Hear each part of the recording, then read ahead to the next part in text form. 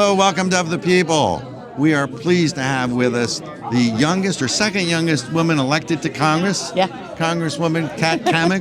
Congresswoman, welcome to the people. Hey, thank you for having me. Glad to be here. And welcome to New Hampshire and the First in the Nation Summit. We're thrilled to have you. So let's talk all things New Hampshire, since that's what we're here for. Absolutely. New Hampshire 1, New Hampshire 2. And folks, the Congresswoman is responsible for recruiting candidates or finding good candidates to run for office. We've obviously got some competitive races coming up. Yes. How's the process going? Let's talk about those races, because while we are the only red state in New Hampshire, that's on the red state in New England, that is on a state level. Yeah. On the federal elections, we need to pick up some seats. How's it going? Well, obviously, I believe that New Hampshire, you could win in New Hampshire 1 and 2. That's why I supported all of our candidates, both on the Senate side and on the House side last cycle. And even went and campaigned for the mayor's race in Manchester, because I really believe that people in New Hampshire, they are every bit of the live free or die state. They really embody that. They don't want this excessive government overreach. They don't want a big bureaucratic government telling them how to live their lives and when they're going to do something. They want that freedom. They have that grit. And so we need candidates who embody that.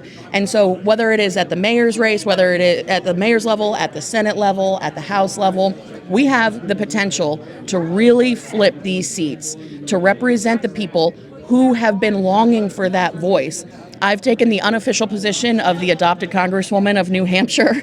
Yes, and we're thankful that you have. Thank you. Because even though you can't vote for me, I vote for folks every single day, no matter where they are in the country.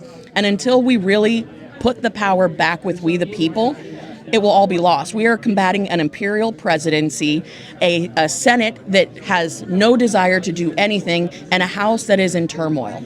We have got to grow our majority, and it starts right here in New Hampshire. That's why I'm so excited about, in particular, New Hampshire 1. I think that this is a seat that is ripe for the picking. So what we are doing is we are putting the resources in to not only recruit great candidates, but then when they come out of the primary, we are going to be sending an entire team with resources to help them chase ballots. Because at the end of the day, it's simple math. Do you have more ballots than the next guy? And so we're going to make sure that we're doing everything we can to do a full court press in New Hampshire. And get out the vote is so important, especially in a presidential cycle. I don't want you to name names, and I know you can't take a position in all of this. I'm not going to put you on the record as doing that. But are you narrowed down to a couple candidates that you think can be competitive in New Hampshire 1? And I live in New Hampshire 2, so can we talk a little bit about that? Yes, we can. Because Congresswoman Custer is someone that we would like to retire.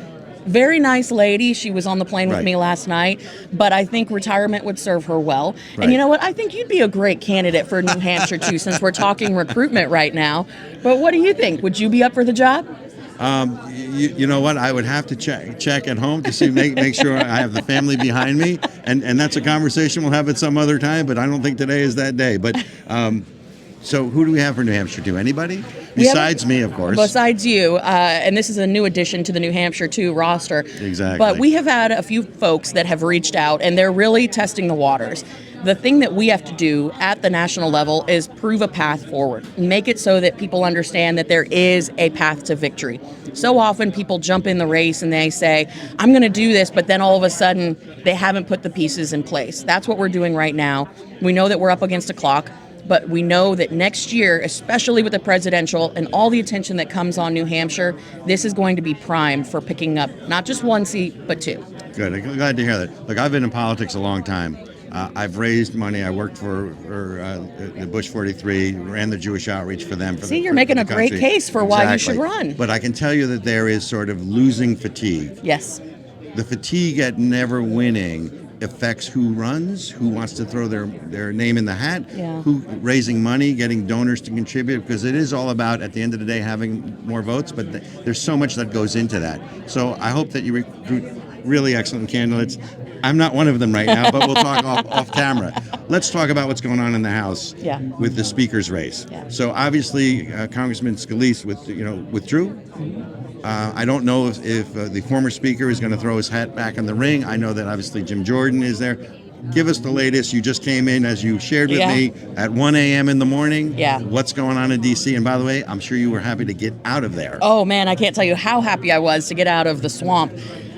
It is chaos right now, but I do think we're making progress. When I left, Jim Jordan was our speaker designee. And as someone who supported Jim Jordan not once but twice, now 3 times, in this race for speaker, I think that that's an important step that we've taken forward. I will say, everything happens behind closed doors, so I want to be very transparent. I think that's one of the fundamentally broken issues in Washington is the lack of transparency. But behind closed doors, Kevin McCarthy was incredibly gracious, and he went to bat to the microphone multiple times saying, let's get Jim elected, let's get Jim elected, let's do this. And so there's definitely this move towards unity, but we still have some folks that are holdouts, folks that have, for one reason or another, a reason to vote against Jim.